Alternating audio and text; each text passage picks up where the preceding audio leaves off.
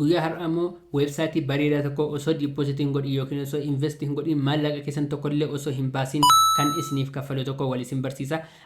Weebsaayitiin kun Feyorra.site jedhama jechuudha. Linkii isaa barreeffama viidiyoo kana jala isiniif nan kaa'a. Yoo barbaadan immoo Telegram irra Kiyyaa Multimedia Channel jettanii search gochuudhaan Kiyyaa Multimedia Telegram Channel jalatti argachuu ni dandeessu. Linkii isaa yeroo ta'uudhaan haala kanaatiin isiniif ni fide jechuudha. Kan beekuu qabdan maallaqa keessan tokkollee hin baasan jechuudha. Garuu karaa barbaadaniitiin baafachuu dandeessu. Karaa FaucetPay fi karaa Cwallet akkaawuntii keessanii osoo fii tokkollee hin kaffaliin akkasumatti baafachuu ni dandeessu jechuudha. Amma kallattumaan akkamittiin akka galmootanii fi akkamittiin akka jalqabdan kan isinitti agarsiisa. Namoonni linkii kanaatiin haaraatiin seentan register now kan jedhu bakka kana jira. Isa kanatti yookiin immoo get started now kan jedhu jira bakka kana ni tuqxu. Warri immoo dura galmootanii jirtan yoo jiraatan immoo bakka kanatti sign in kan jedhu ni tuqxu. Amma haaraa gatii taaneef get started now kan jedhu bakka kana jira. Isarratti al tokko ni tuqna jechuudha. Kana booddee ergas dhuftanii booddee maal godhaa bakka kanatti haala kanaatiin isiniif ni dhufa.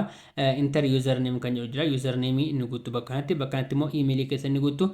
Password keessan enter your password bakka jedhu kanatti password keessan ni guutu. Ammas confirm password kan jedhu jira. Isarratti erga tuqxanii booddee maal gootu bakka kanatti mallattoo raayitii bakka kanatti ni galchitu jechuudha. Erga inni kun isiniif guutame sign in kan jedhu ni gootu jechuudha. Yoo barbaadan immoo maal gochuu dandeessu bakka kanatti sign up with Google kan jedhu jira. Sign up with Google kan jedhu kanarratti tuqxanii sign up gochuu ni dandeessu jechuudha. Ani duraan sign up godhee waan jiruuf login godheen seenaa jechuudha. Erga sign up gootanii booddee login gochuudhaaf maal gootu gargariitiin dhufuudhaan login with Google kan jedhu jira. Isarratti ni tuqxu. Kana booddee emailota isin qabdan haala kanaatiin isiniif fida. Emailii keessan kan ittiin register gootaniittan duraan isa ni filattu jechuudha. Sana booddee gara fuulduraatti isin dabarsa. Kana booddee haala kanaatiin isiniif ni fide jechuudha. Kun bakka oliitiin akkuma argitan baalaansiin keessan jalqaba yeroo seentan 00 jedha jechuudha kan keessan. Haala kanaatiin erga seentanii booddee maal gootu bakka kanaatti PTC ads kan jedhuu fi Faucet kan jedhu bakka kana jira. Adsiiwwan garaagaraatiin san lamaan iyyuu kan isaan kaffalan kan barbaadan ni filattu jechuudha. Fakkeenyaaf bakka kanaatti Faucet kan jedhu irratti filachuu ni dandeessu yoo barbaadan. Kana booddee erga filattanii booddee haala kanaatiin isiniif ni dhufa. Riwaardii hamma kana argattu isiniin jedha. Sekoondii 0dhaaf jedha.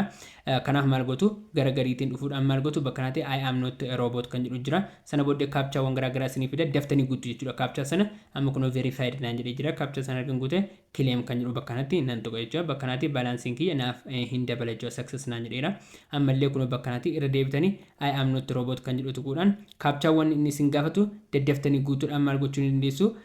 Gara fuulduraatti dabarfachuu ni dandeessu jechuudha.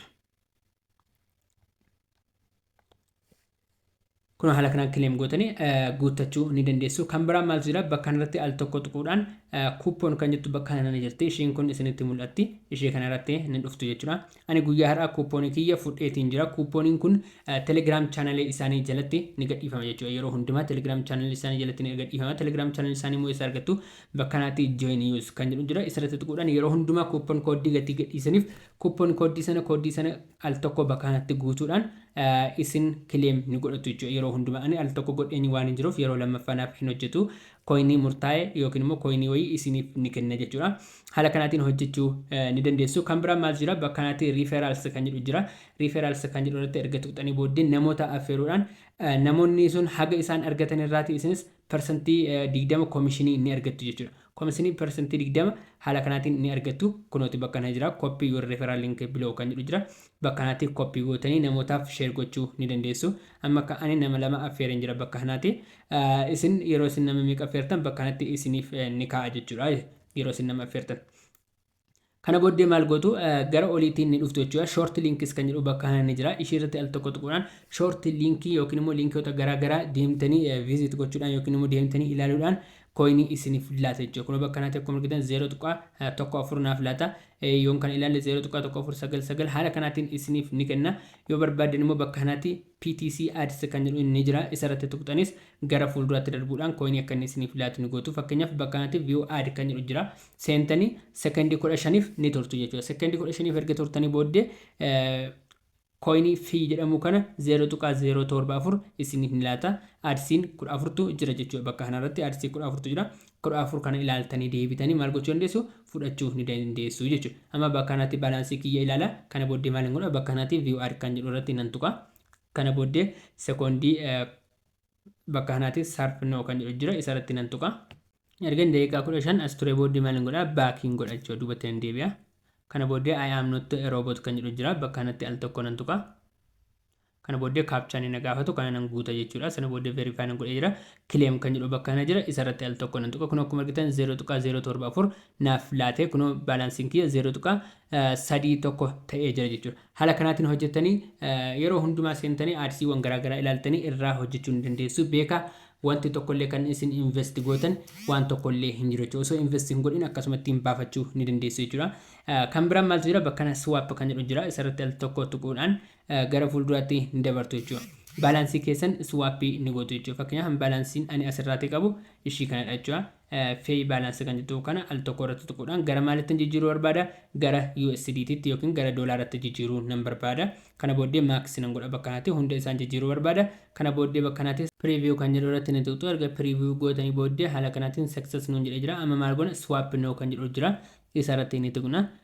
Garuu kan nuti swap gochuu dandeenyu irratti qaansa 0.49 kanaaf maal goona amma bakka kana tuquudhaan withdraw kan jedhu bakka kana jira withdraw kan jedhu irratti ni tuqna amma coinii keenya baafachuudhaaf akkamittiin akka baafachuu dandeenyu kan isinitti agarsiisu ta'a jechuudha. Kana booddee gara gadiitiin FaucetPay kan jedhuu fi Cwallet kan jedhu jira. Cwallet akkaawuntii akkamittiin akka banatan FaucetPay akkaawuntii akkamittiin akka banatan yeroo darbe viidiyoo hojjedheen jira. FaucetPay tarii yeroo sanatti viidiyoon seeraan isiniif hin hojjetamne ta'uu danda'a. Namoonni FaucetPay akkaawuntii akkamittiin akka banatanii fi akkamittiin akka gara waaleetii garaagaraatti maallaqa ergatanii akkamittiin akka gurguratan namoonni barbaaddan yoo jiraatan jalatti FaucetPay jedhaatiin naaf barreessaa koomentii jalatti isiniif nan hojjedha. Kanaaf Cwallet jettanii Cwallet filachuu ni dandeessu. Amma karaa maaliin akka baafachuu barbaaddan ni filatu jechuudha. Fakkeenyaaf as kanaatti amman USDTtiin baafachuun barbaada yoo ta'e USDT jedhee nan barreessa.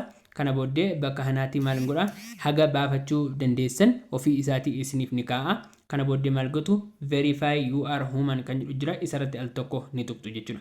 Erga tuqxanii booddee maal gootu bakka kanatti withdraw kan jedhu jira isarratti al tokko tuquudhaan withdraw godhachuu ni dandeessu. Garuu jalqaba maal gochuu qabna waaleetii keenya connect gochuu ni qabna jechuudha. Waaleetii keenya connect gochuudhaan immoo eessa dhufna bakka kana dhufuudhaan maal goona setting kan jettu bakka kana jirti setting keessa ni seenna jechuudha. Kana booddee maaltu jira bakka kanatti FaucetPay akkaawuntii keessan connect gochuu dandeessu. Cwallet keessan addi gochuu ni dandeessu. Amman Cwallet barbaada. Kanaaf Cwallet keenya addi nan godha.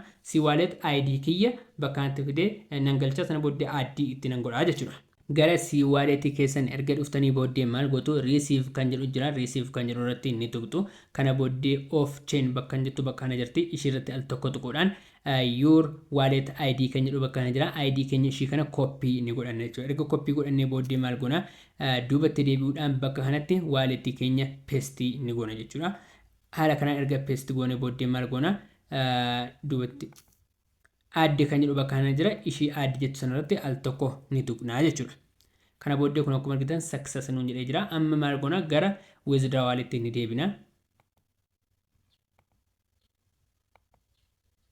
Kana booddee Cwallet filanna.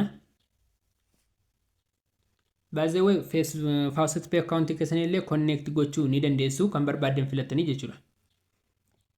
Sana booddee maal goona bakka kanaatti ani amma fakkeenyaaf USDT filadhee mitiira USDT irratti al tokko nan tuqa.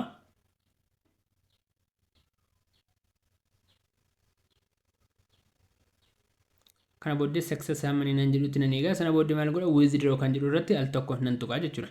Kun amma akkuma argitan USDT 0.005 gara waaleetii keetti ergameera nan jedhaa jira. Amma maaliin godha akka ergameef hin ergamne gara waaleetii kiyyaa deemeen check gochuu narraa barbaachisa jechuudha.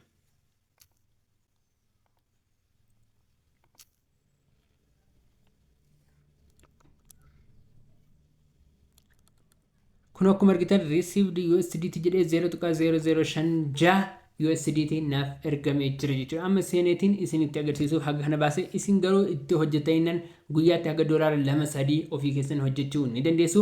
Haala kanaatiin yeroo hundumaa osoo maallaqa keessan tokkollee hin baasin yookiin kiisii keessan keessaa osoo invest hin godhin yookiin recharge osoo hin godhin yeroo hundumaa doolaara haala kanaatiin hojjechuu dandeessu jechuudha. Viidiyoon kun yoo isinitti toleerate like gochuu hin dagatina. Waan isiniif hin galle comment jalatti na gaafadhaa. Maatii chaanala keenya warra hin taane immoo subscribe gochuun ammuma nutti dabalama. Viidiyoo biraatiin hamma walitti deebinutti nagaan naaf tura. Goodbye.